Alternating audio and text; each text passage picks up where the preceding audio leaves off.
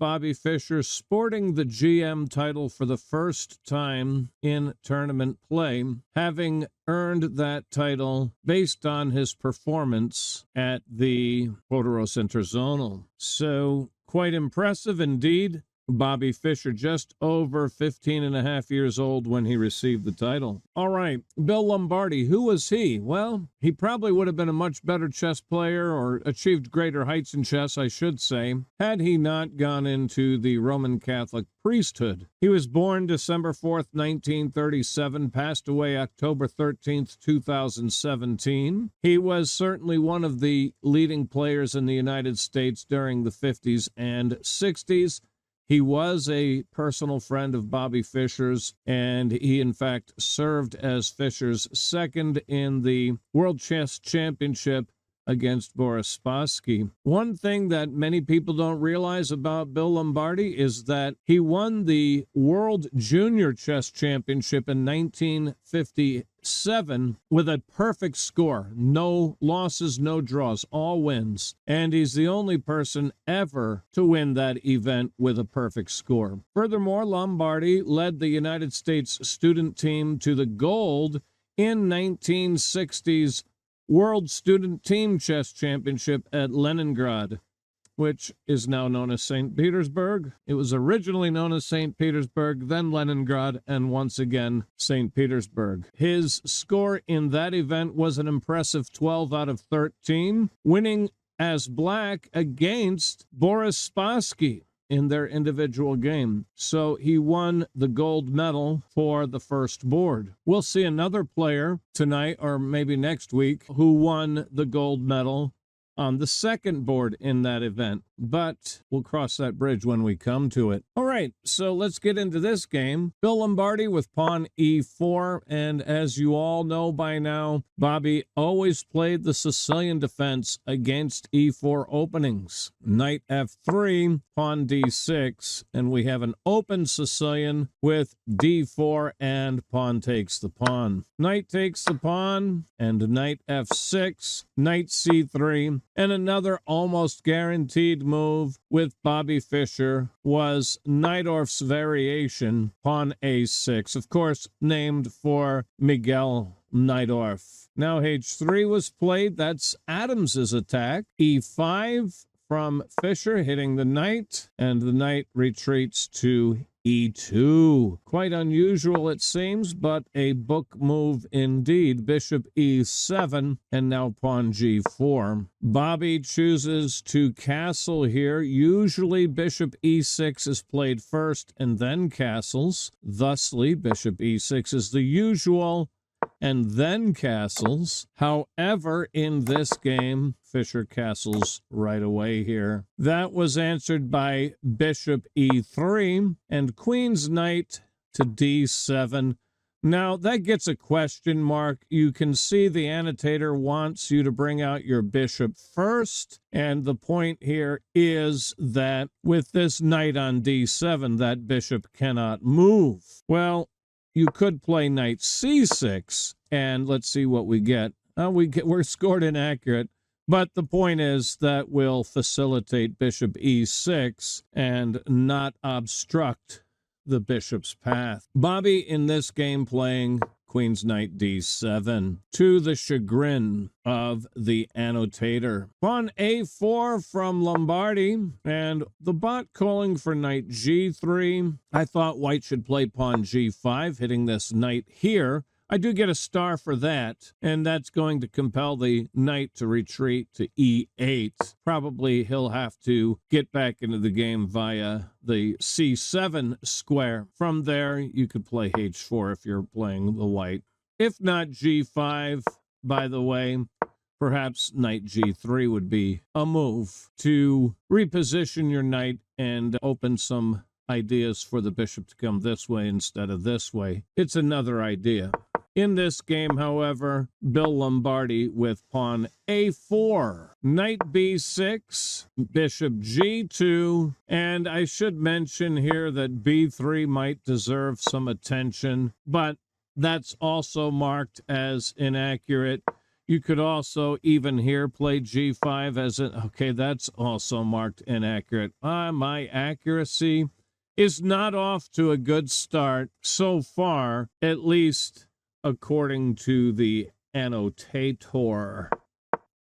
Bishop g2 was Lombardy's move, scoring a star. Now bishop e6 is played, and here knight c4 might have been an alternate that could be playable, and that gets a thumbs up. Okay, bishop e6, castles to the king's side. Now knight c4 is played, with interest being invested in two different spots here. So he retreated bishop c1 to solve both problems in a single move. Rook c8, and as you know, ladles and jelly spoons, rooks belong on open files. So that's the idea here. b3 is played at last, hitting the knight, which retreats to the b6 square and is sent back even further with pawn a5.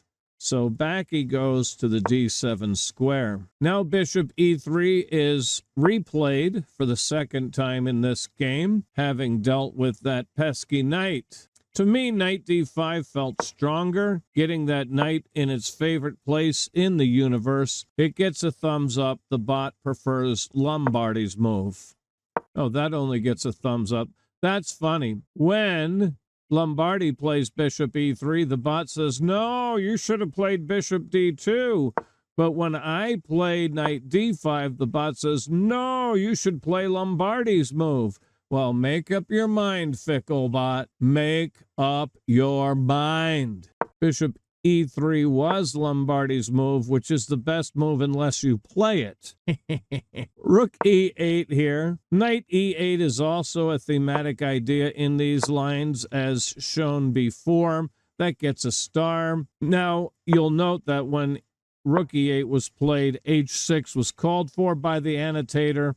The idea behind h6 is to vacate h7, so instead of knight e8, you can play knight h7 and perhaps question your opponent's bishop with bishop g5. You've seen me play this move numbers and numbers and numbers of times.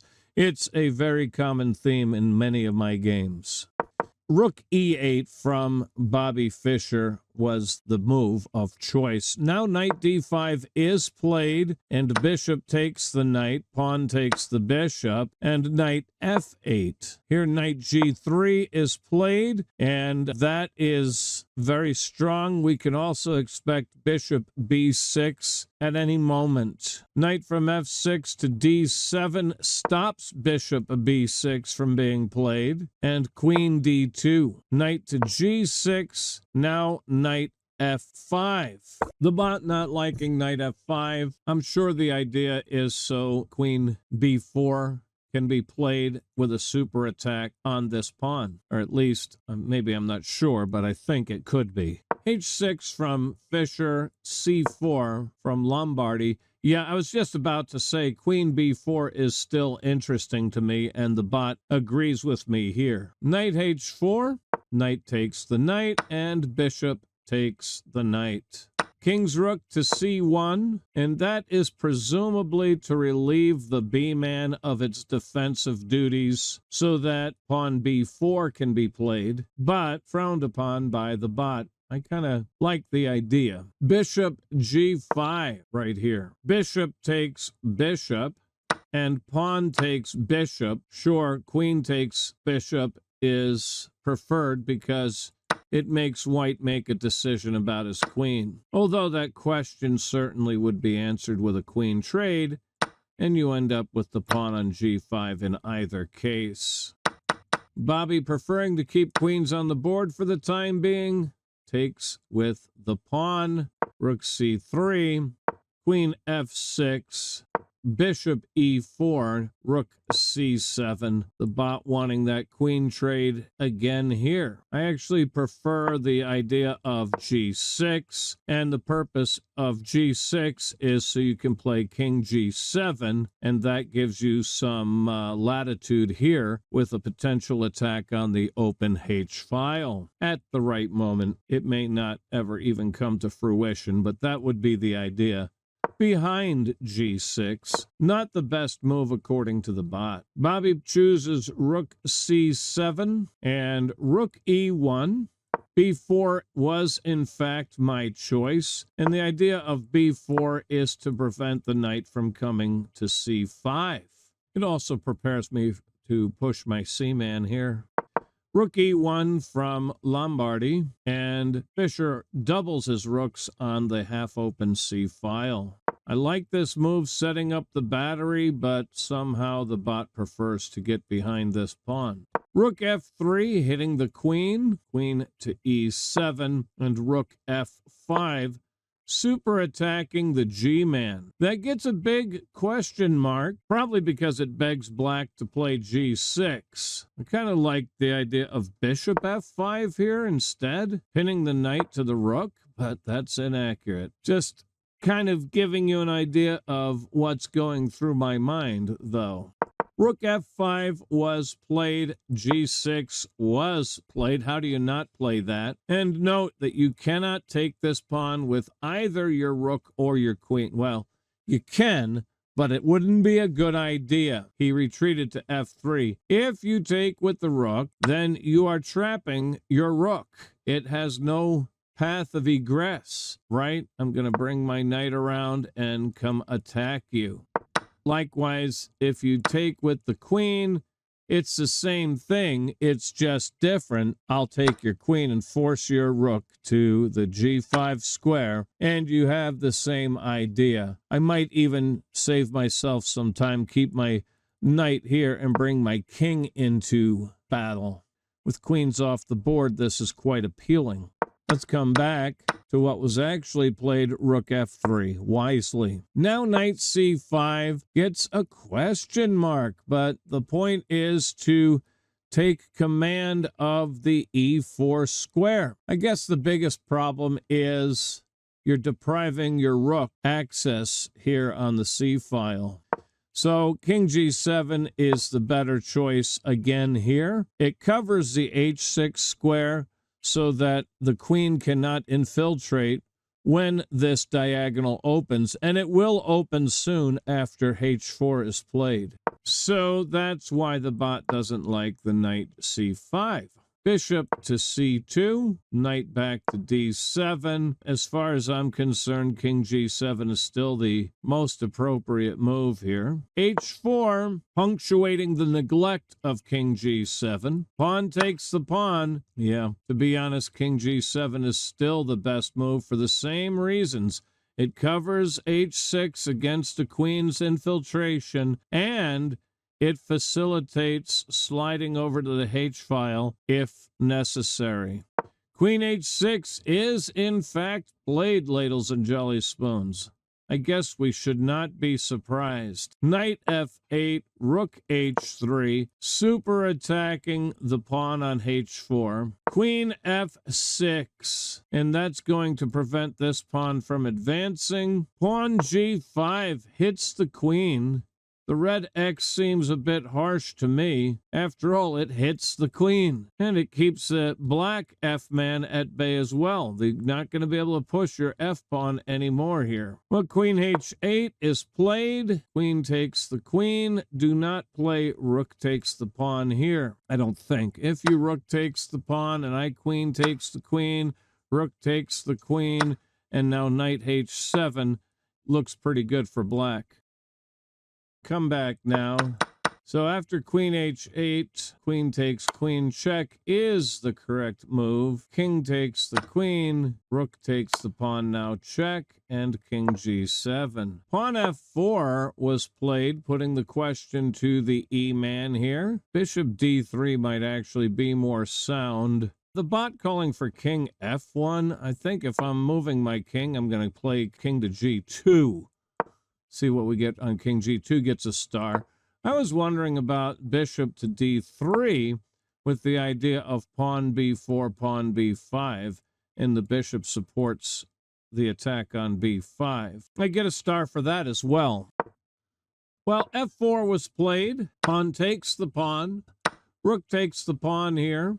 Knight d7. And that's inaccurate because it blocks the rook's control of e7. That's really inviting infiltration. In fact, he does play rook e7 right here. So that's why the bot's calling for knight h7. That also hits this pawn, doesn't it? Yeah, you've undefended your own square with that move. So rook e7, knight e5 forces a rook trade. And we reach an endgame. Rook knight against rook bishop. Rook f6 from Lombardy. Rook d7 defends. King g2. King f8. King g3. King e7. Rook f1. Rook c7. Rook a1, pawn f6, and draw was offered and accepted. And as you can see, the eval bar is dead center. So a couple of points there in the game, but pretty even game, pretty steady, Eddie. Neither side ever had any real opportunity to grab an advantage. Now, the accuracies for white, William Lombardy's accuracy was 92.7, Bobby Fischer 93.2. Single game rating for Lombardy, 2,700, 2,800 for Bobby Fischer. A very competitive game. Very balanced opening, quite a clean middle game, and not much to the end game, but yeah, both players shined.